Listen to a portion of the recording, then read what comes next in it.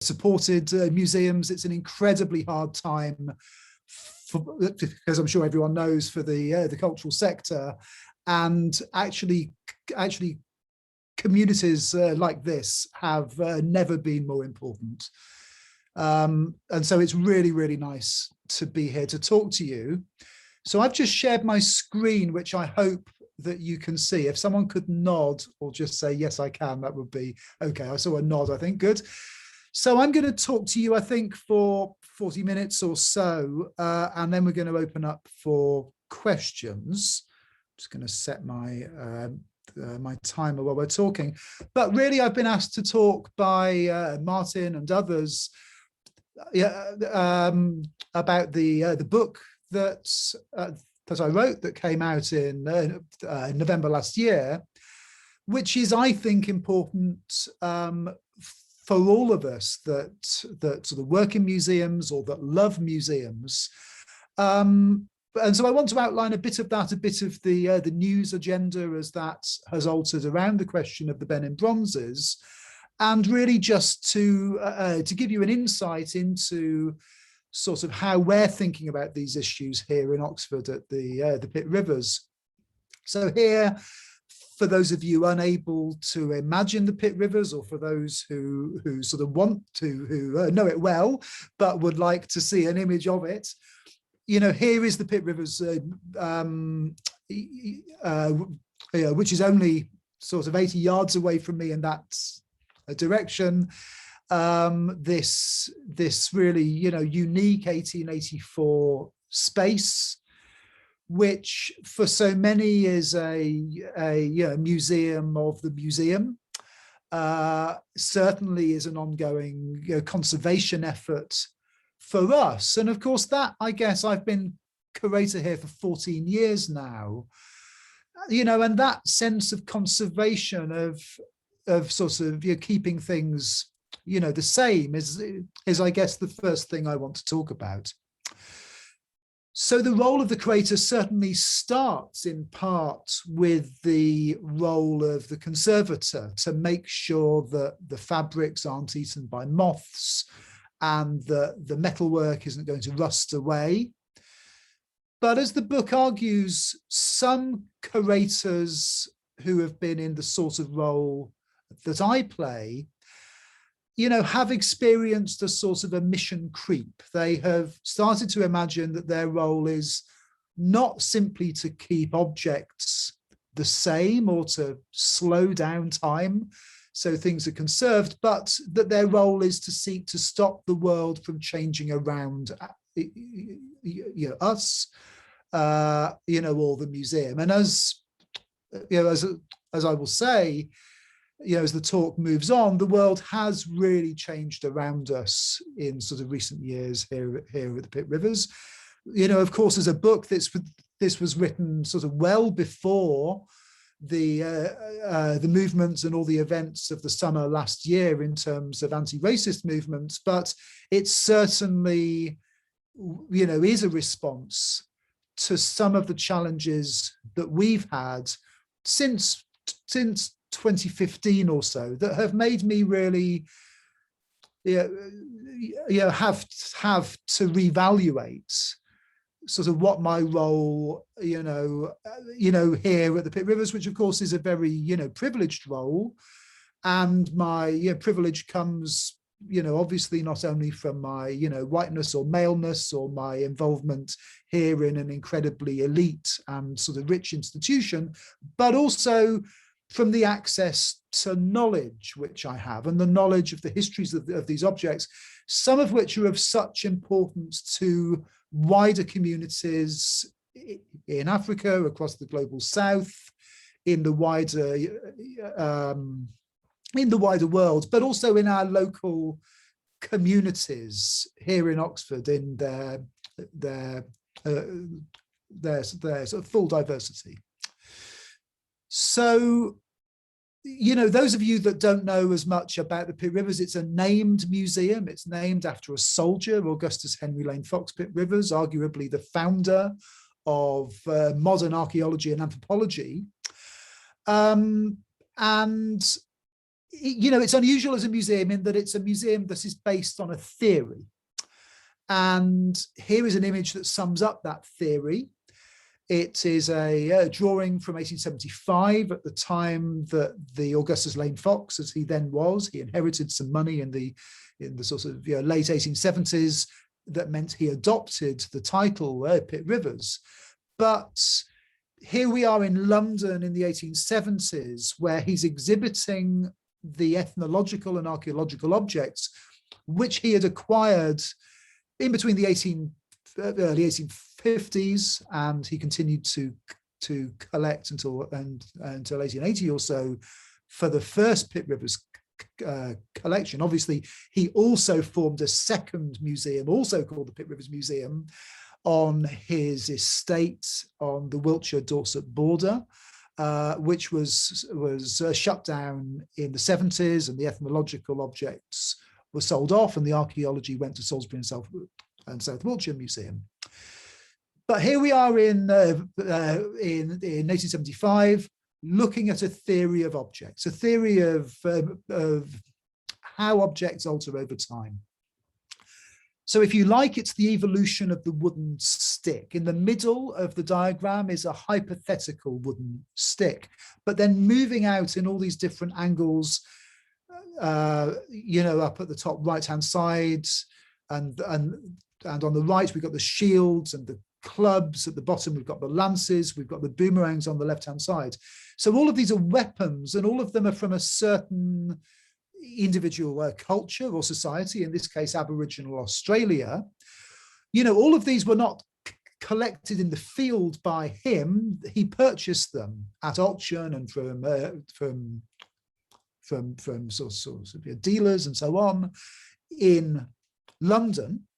So this is really the things that are washing up in London at the height of empire, but also he was acquiring objects and sort of working on objects from the Royal Armories and from the USI, which is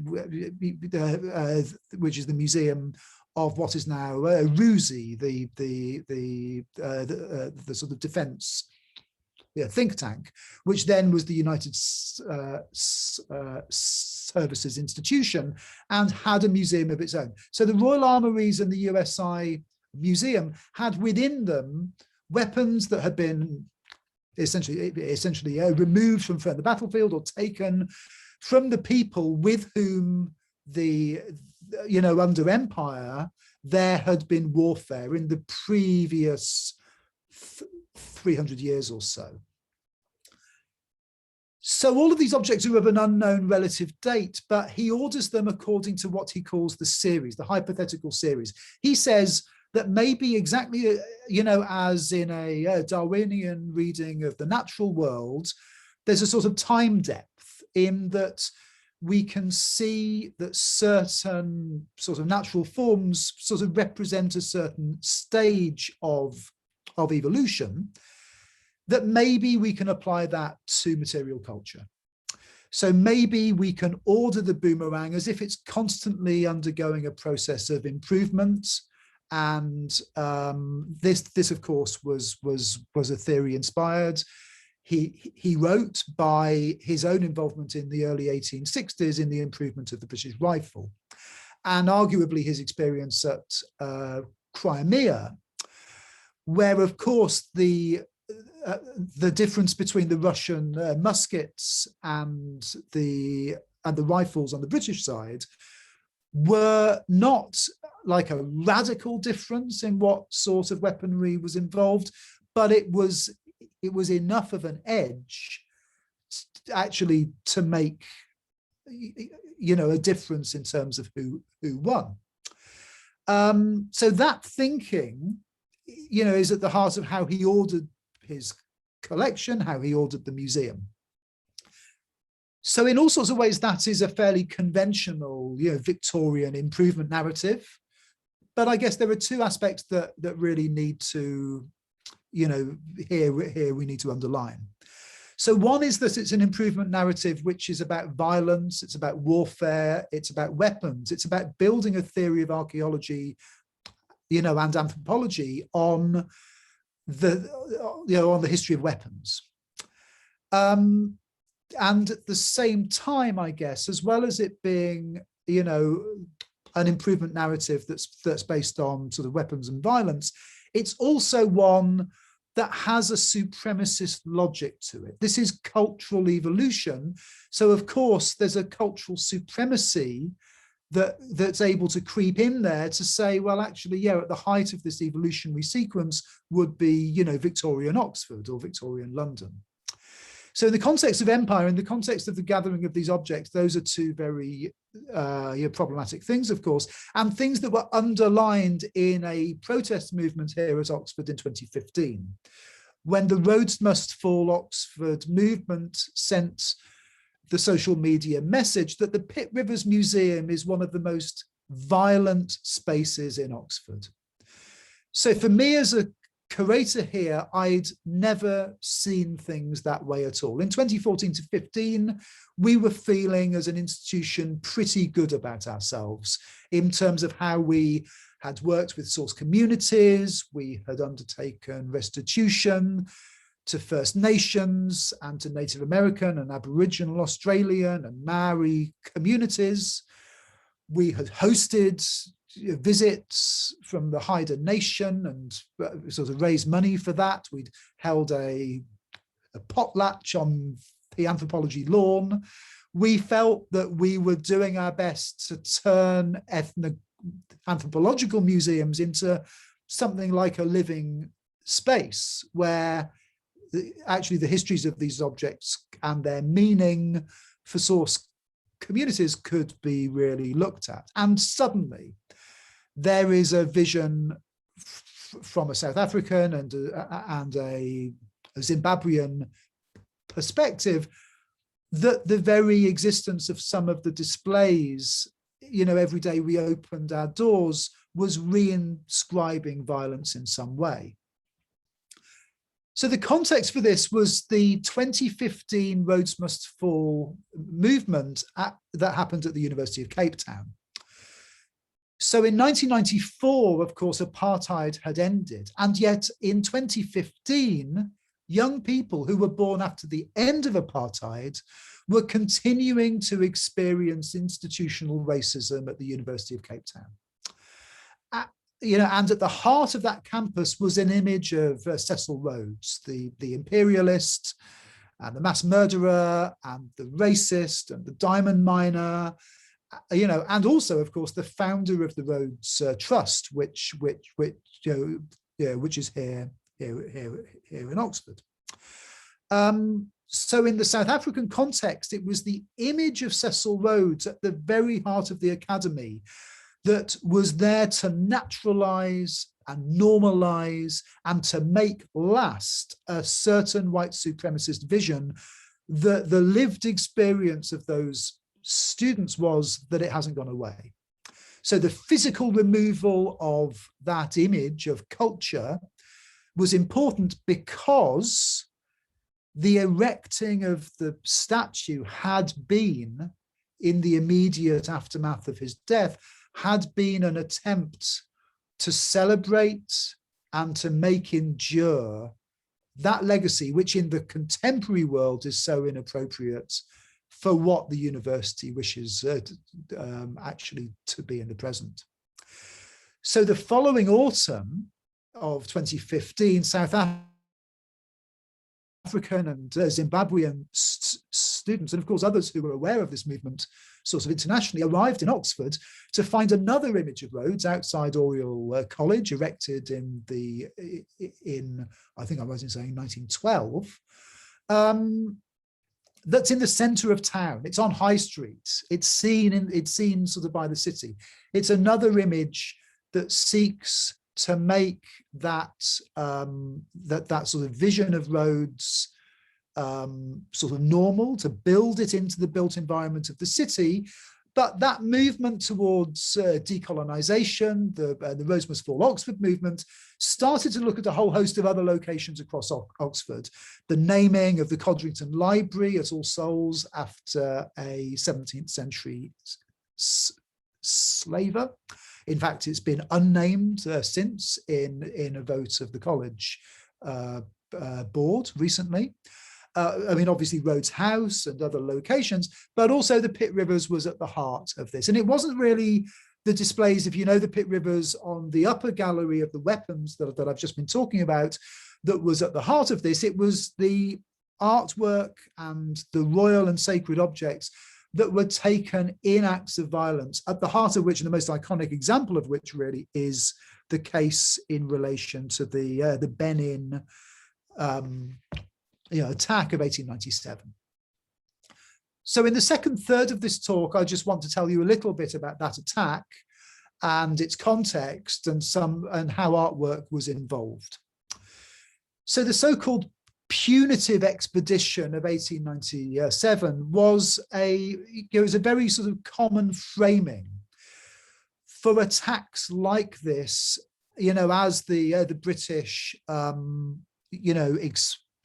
expanded their activities, in Africa in the aftermath of the Berlin Congress of 1884. So 1884 is the year of the founding of the Pit Rivers Museum. It's the year of the Berlin Congress, which led to what's often euphemistically called the Scramble for Africa, which is a term that makes it sound like it's just a whole bunch of Europeans elbowing each other out of the way to carve up the map. Whereas, of course, what in fact was sort of going on from the 1880s onwards, and indeed earlier, was a series of increasingly violent military attacks, in which sort of tens of thousands, hundreds of thousands of Africans were killed, because 1884 was also the year of the invention of the Maxim, which in the book has an incredibly important role as the machine gun that was adopted by the Navy and the Army, in the early 1890s. So a bit like if we think back to the diagram of the evolution of the weaponry forms, actually suddenly the balance is tipped completely out of any sense of sort of symmetry by the existence of the millions of bullets that were taken in the Benin expedition, alongside, with sort of 36 of these Maxims, alongside the rocket launchers, the electric lighting, the barbed wire, all the ultra-modern military technologies that would find their way with such loss and horror, onto the soils of Europe in the 20th century, were being tested and experimented with on the bodies of Africans at this time. So as part of what the book reframes as what I call World War Zero, which is that sense that each of what are described in the literature as expeditions actually add up to a 30-year campaign from 1884 to 1914.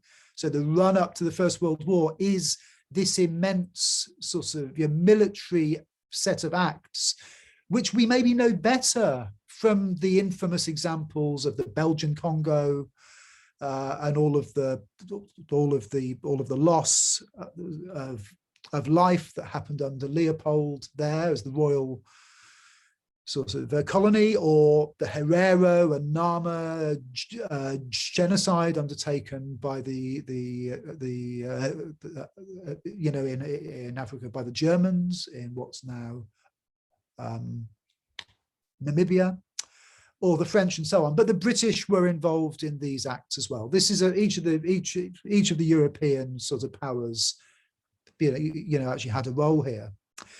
And importantly, this isn't colonial, life in terms of a crown colony.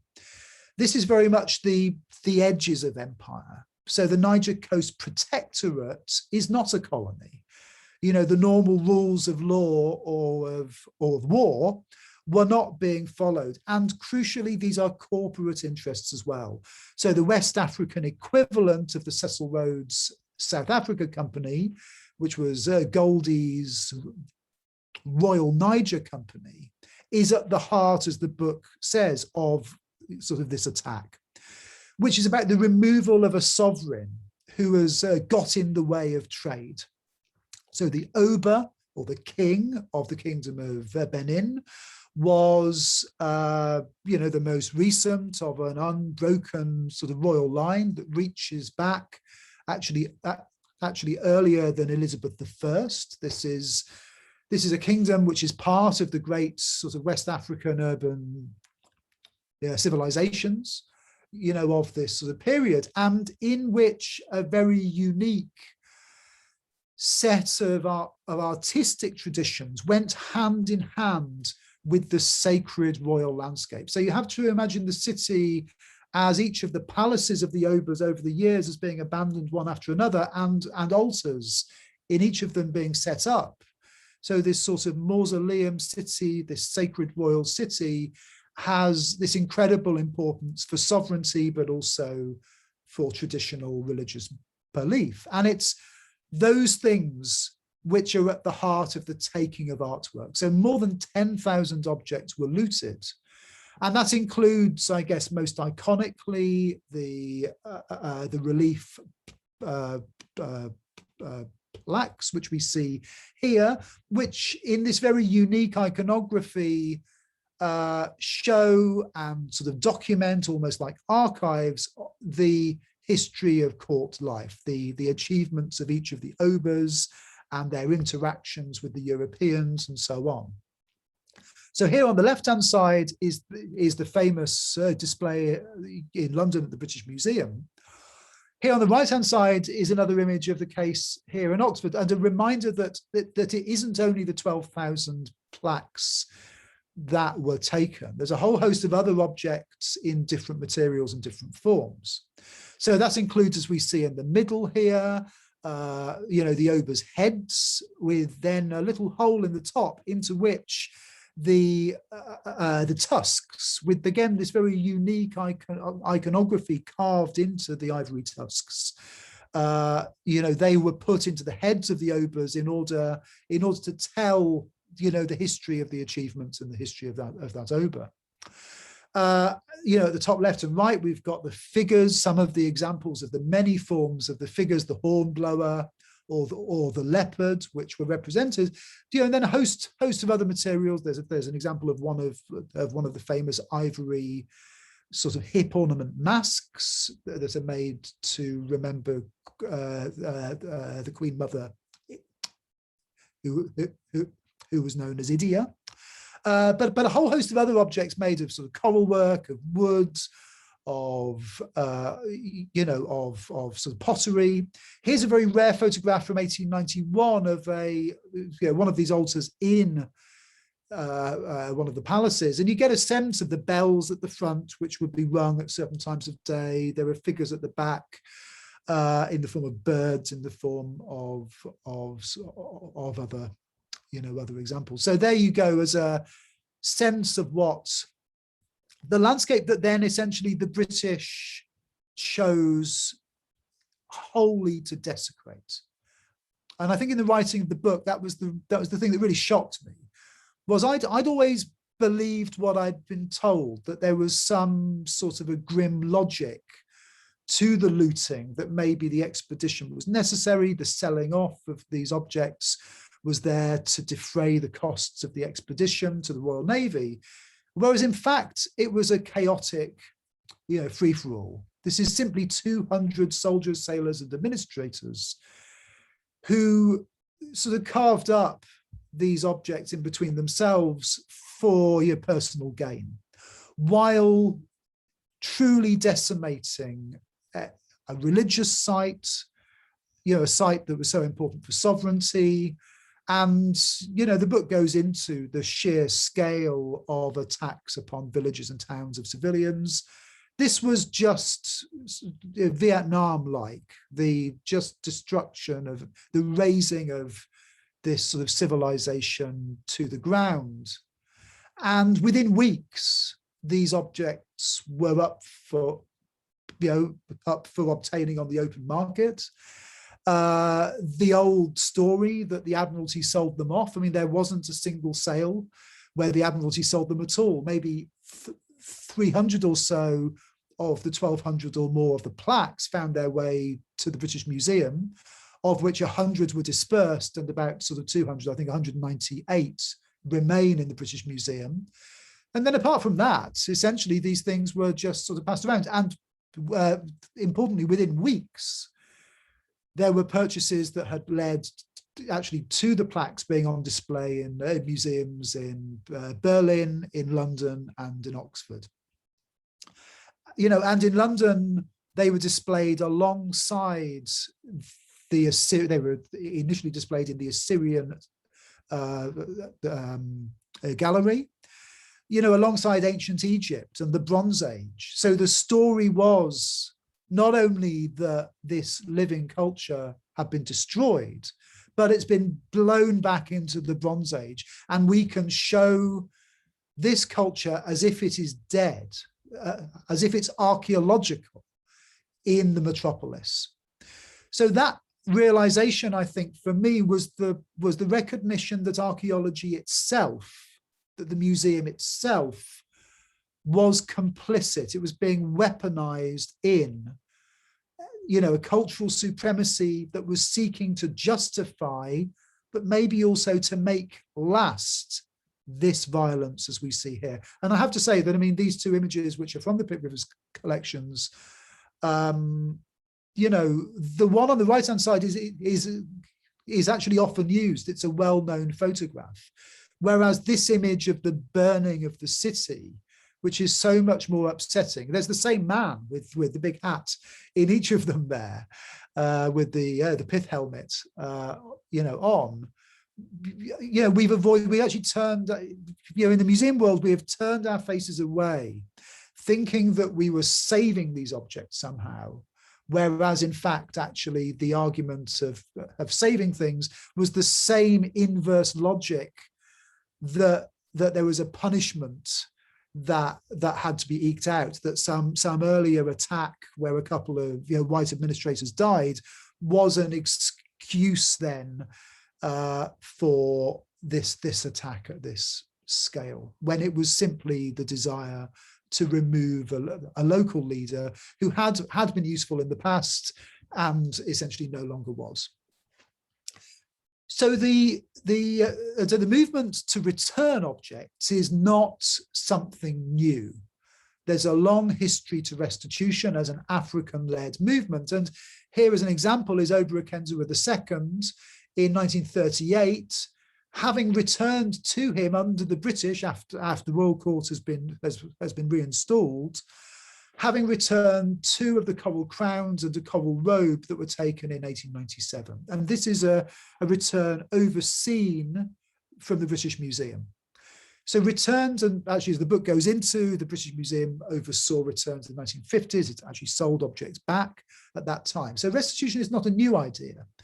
But as my colleague Bénédicte Savoy has argued in her most recent book, Afrika's Kampf seine Kunst, Africa's struggle for her art, from 1960 onwards, from independence onwards, and of course the famous Year of Africa in 1960, when in a single year 17 African nations gained independence. From that moment onwards, a whole set of arguments were put together, a whole set of myths were constructed among the German, the French, and the British, and other sort of leaders of museums to push back against restitution, and certain sort of legal restrictions were introduced for the national museums in order to try to fight against the immediate desire from independent nations to see returns happen.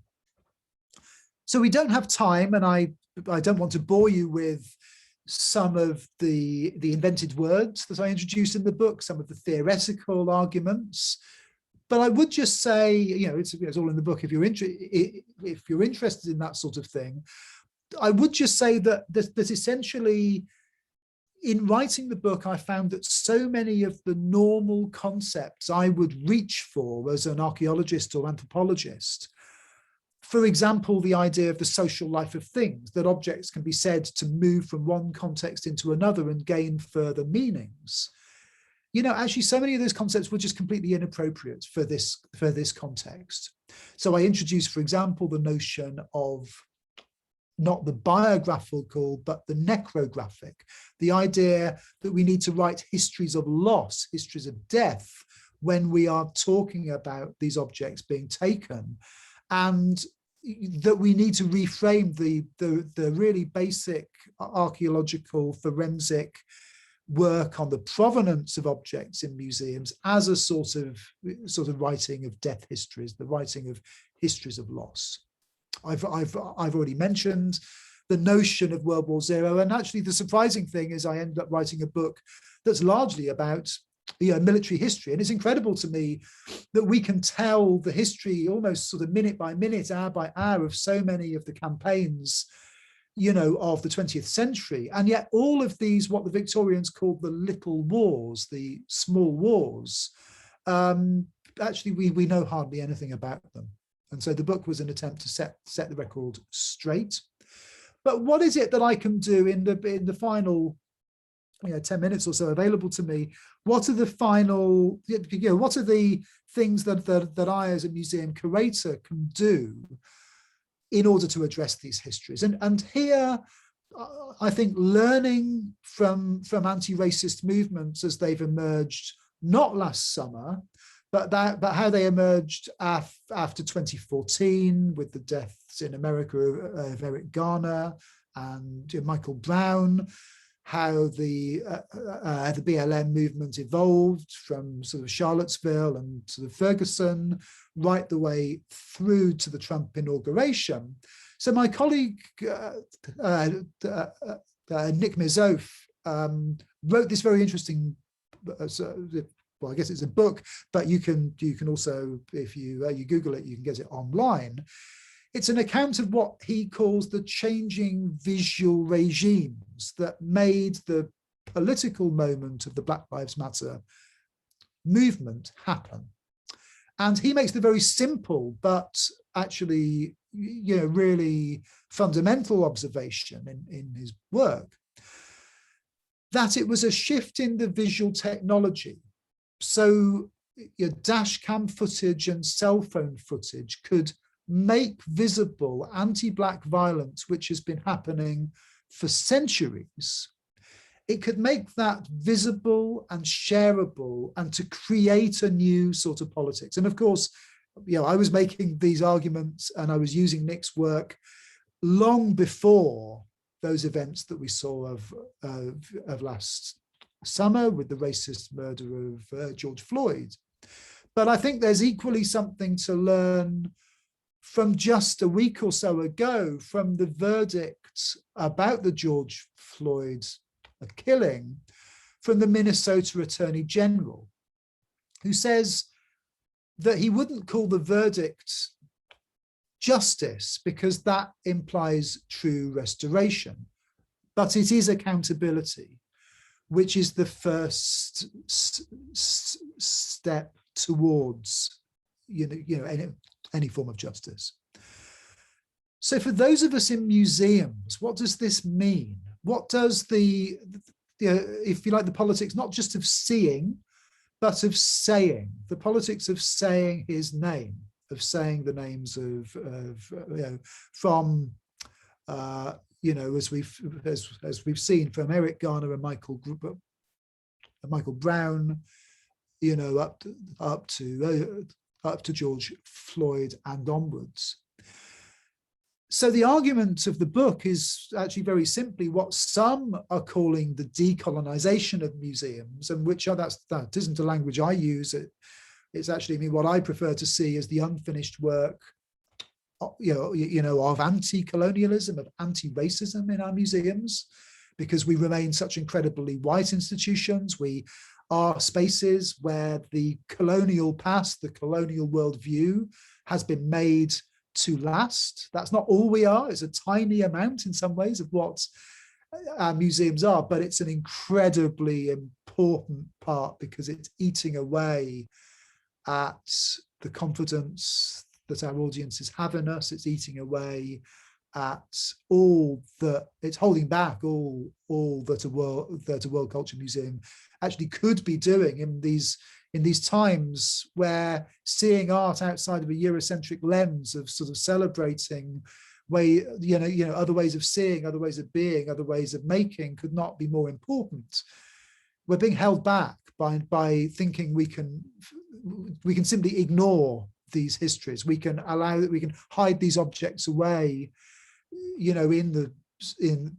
the cupboards, or leave them on display and not sort of talk about them, and not actually dismantle things that were so important, that are so hurtful to people. Because of course, actually when we beat the fascists in 1945, here in Oxford in the Natural History Museum, one of the first things that happened was the removal of the racist displays of human skulls that told the racist lie that there are different species of human. And that was actually quite simple for the scientists, because it was just bad science. But the conditions had to be sort of possible for those displays to be taken down, because it's incredibly hard. Once something's been put up in a museum or a statue has been erected in the streets, it's incredibly difficult to take it down. That's what white supremacists in the 1890s and the 1920s, the sort of proto-fascists who co-opted museums and culture and art for a short period of our history, that's what they understood. So how do we start to take apart that white infrastructure? How do we start to do, how does someone like me help? Well, actually, it's simply and oddly the fact, I argue, that we can just start with the very mundane and boring work of being a curator, working out where these objects are. So this list of museums, which is the first provisional list of saying, where are all the Benin bronzes? More than 160 institutions worldwide. We have, over 10,000 objects, and who knows how many other private collections as well. Let's make the list. Let's share that on social media, and let's get the conversation happening in each of these locations among audiences and trustees and curators and stakeholders of all kinds. And of course, at the heart of this has to be about the fact that you can be a curator, outside of the normal framing that's so common, in our museums, in our history books. That old line from Hugh Trevor Roper, that you have to love the past if you're going to write about it. We shouldn't unthinkingly love every part of our past. It's up to us to be able to tell the truth, but also sometimes to dismantle things and to make changes, to make physical changes. I think we saw this actually most recently with the scandal about the Commonwealth graves and the lack of memorialization for the Commonwealth soldiers who lost their lives. So in some ways, what we're talking about here is the other side of that coin, the people that were killed by the British Empire, not who fought for it, and the artwork that was taken, and the desire in Nigeria, as in so many other African nations at the moment, the desire to rebuild, and the importance of these objects, so many of which are not even on display. Here in the UK, less than 1% of African objects that were taken under colonialism and find their way into museums are now on display. Even for the Benin bronzes, the 940 or so objects which are held at the British Museum, only about 100 or so are on display. This argument is about things in the storeroom, sometimes in boxes that haven't been opened for 100 years, and the people don't even know what they have. So that sharing of knowledge has led to conversations in Berlin, to as I'm sure you may have read, a commitment from the University of Aberdeen to return their bronze. We've seen a decision now from the National Museum Ireland. We've seen a decision from the Fowler Museum at UCLA in America. And the numbers of institutions making a commitment to make our institution fit for the 21st century, we do not see it as appropriate to hold on to these objects. We are happy to transfer ownership to Nigeria. We are happy to hand back if that's what's wanted. We're happy to hand over agency into Nigerian hands. And for me, the crucial moment here you know, we sort of thought it might be coming, but there's absolutely nothing quite like seeing it happen. The shift in the editorial line, you know, of the Times the newspaper, that said that the restitution of the Benin, you know, objects in the case of Aberdeen was entirely fair and reasonable. I think that shows what an important moment we find ourselves in now for this question. So I'm going to finish there. Yeah, I encourage you, obviously, you know, to buy the book, but also in general to look at some of the online resources. My piece on the notion of the necrographic is sort of Googleable there in an entirely online edition of the British Art Studies, which includes responses by a further 10 sort of colleagues from Africa and America and elsewhere in Europe who responded to that argument. You can keep up with our work, which we call the Restitution of Knowledge, which I'm doing with Bénédicte Savoy at the Technische University in Berlin. And you can find some more of my writing on my website, which is in front of you as well. And so thank you very much for listening, and I'll hand over to the chair.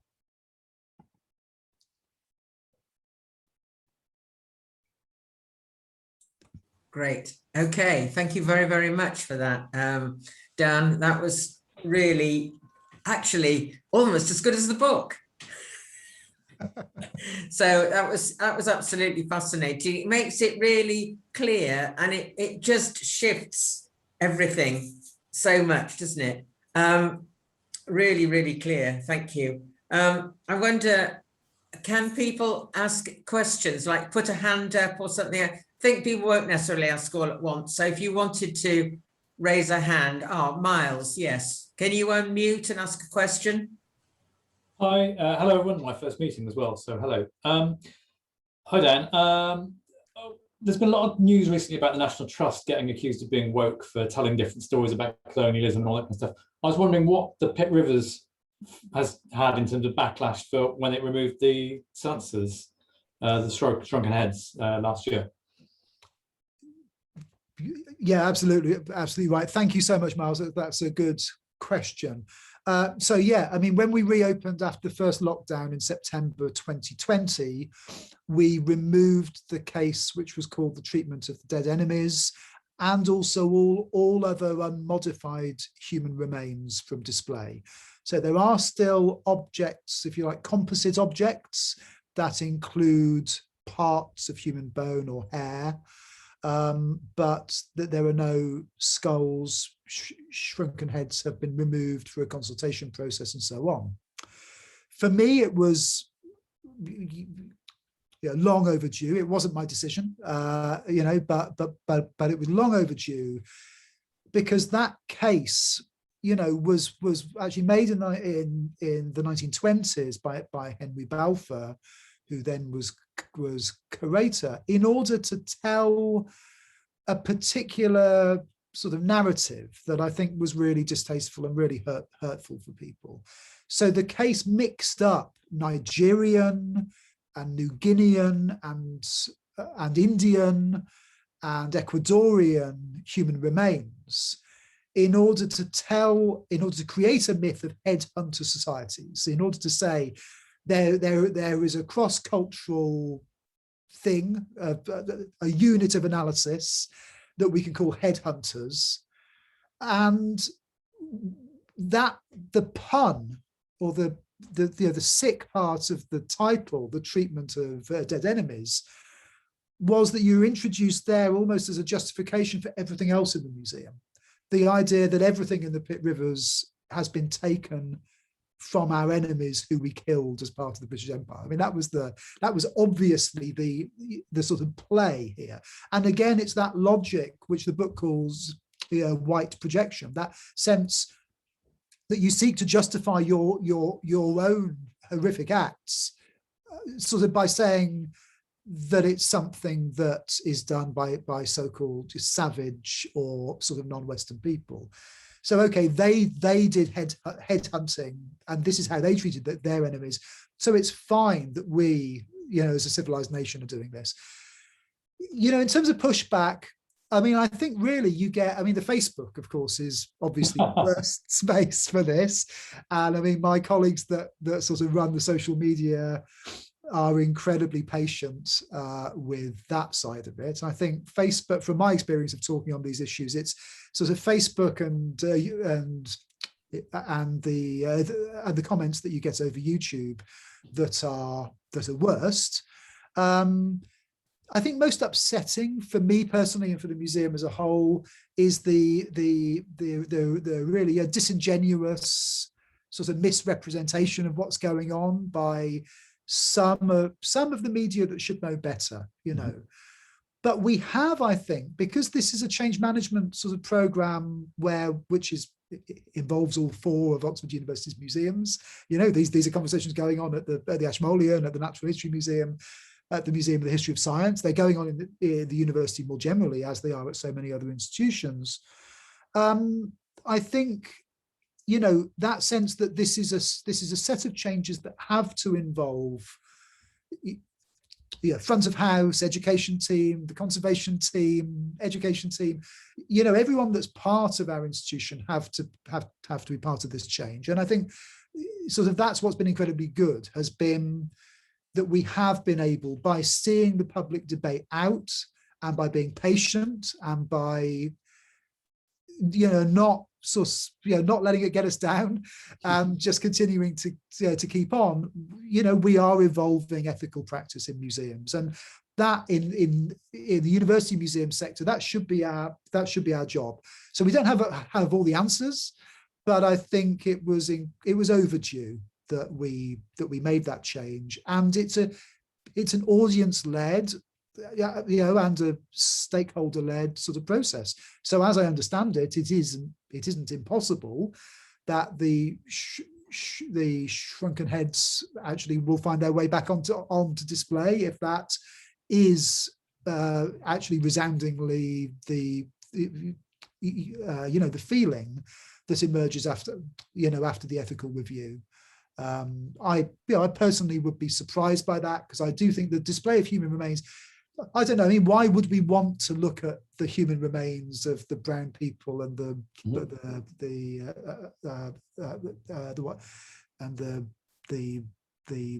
black people who died under colonialism? I don't get it. I don't understand why anyone would see that as part of what a modern sort of world culture museum is all about. So I hope that answers your question. Anyway, thanks. Thank you. Oh, thank you, Miles.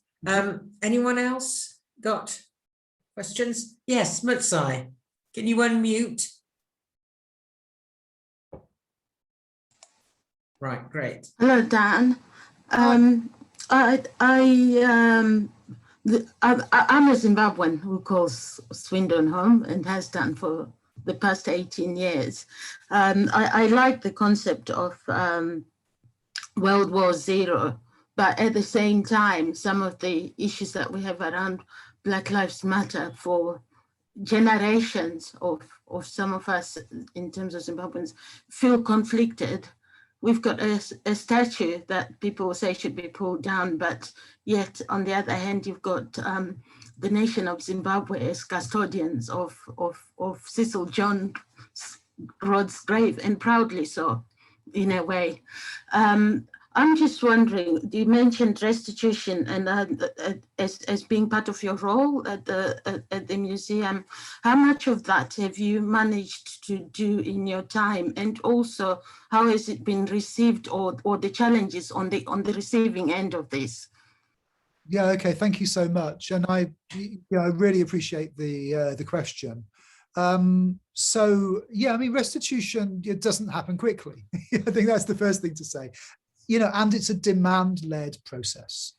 So this is not about sending things back. It's not about emptying out the pit rivers. It's not an attack upon the pit rivers. And actually the main work that the book seeks to do is to try to break down the really unhelpful, polarized fake culture war, framing that restitution is about, you know, African people that want everything sent back and the museum curators that want to keep everything. That's completely wrong, of course.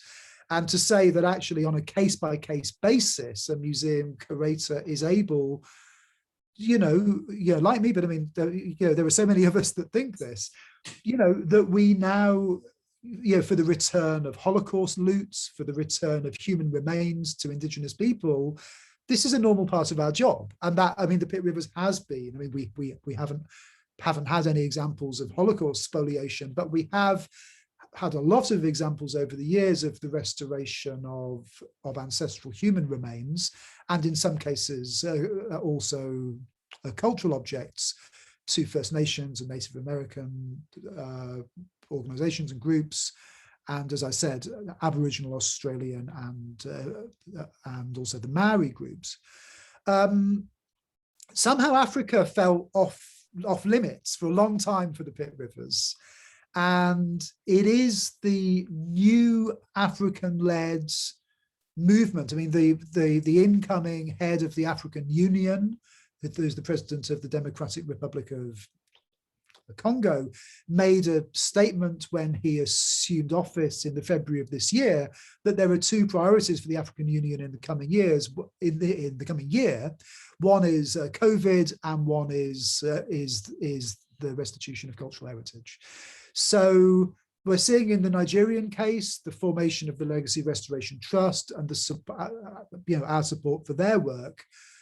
But this is, this is something that, not everything should go back because people haven't asked for it back. But equally so little is known. So my job, as I see it, and what I have been doing, is to share knowledge of what's in the collections, so that if people wish to make a claim, the knowledge is shared. It isn't hidden away in the museum.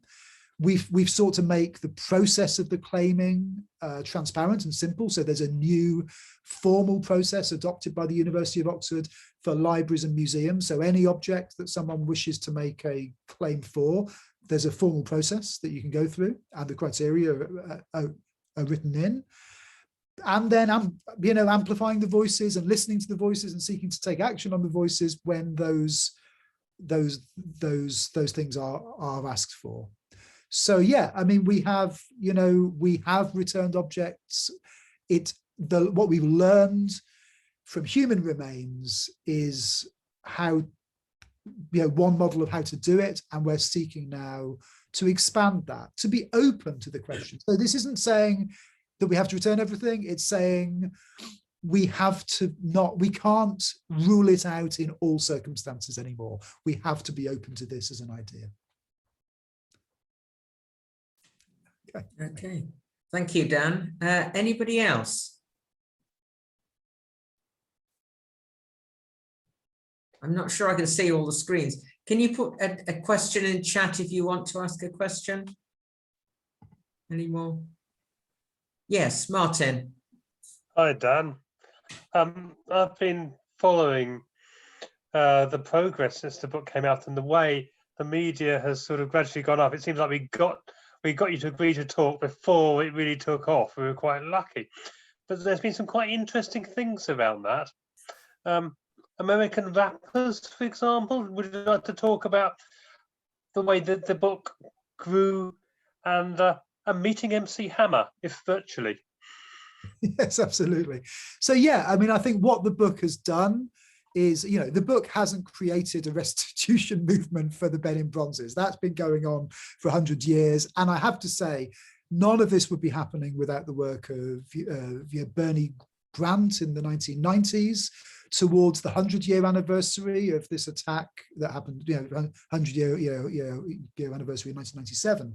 So many people thought that Bernie Grant had failed, but as we approach the 125th anniversary next year, so much of the groundwork that he did, and especially that observation that these objects are everywhere. How far are you away right at this moment from a looted African object? These things are nearer than you think. They're everywhere.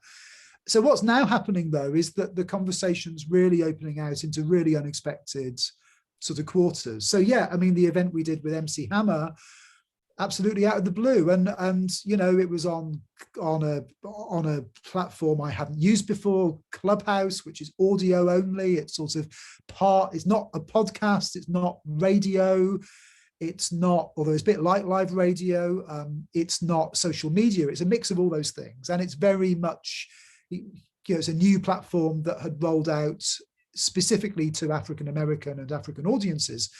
So we had this incredible conversation for more than 4 hours with so many sort of well-informed people from across America and Africa and elsewhere in Europe who were not the usual audience that you would talk to for in terms of the museums world.